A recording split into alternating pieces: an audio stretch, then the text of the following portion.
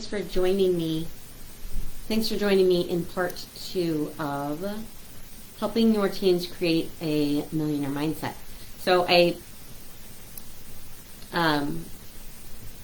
you guys, there may already be a little bit on here, but thanks for joining me in this second part of how to help your teens create that millionaire mindset. And I shared a link to the first part in the comments or in the description. So make sure if you missed that one that you jump over there and you see the first step in things that you can do to support your teens with that creation. So let's talk about the next 3 things that you can do, actual just processes that you can do to really support getting your teens in the right mindset for really being able to develop strong financial capacities.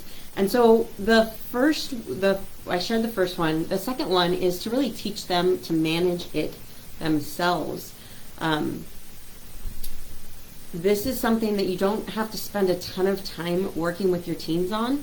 And when you set up some systems and help them create some systems on how to specifically manage their money, just like you personally should be doing some check-ins around whether your money is actually doing what you that you decided that you wanted it to do, it's important to kind of check in with your teens.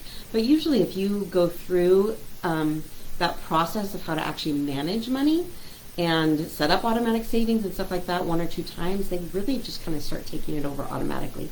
So that's great. The third thing is to teach them to set financial goals and to understand the difference between different savings vehicles and why they would want multiple different kinds of savings goals specifically for them.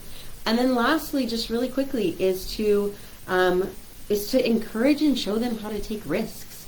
So one of the keys to actually building true wealth in their future is to have that ability to take risks. So maybe that's through investing as a teenager, but also maybe it's through an entrepreneurial endeavor or a business venture or something like that there's always some risk involved.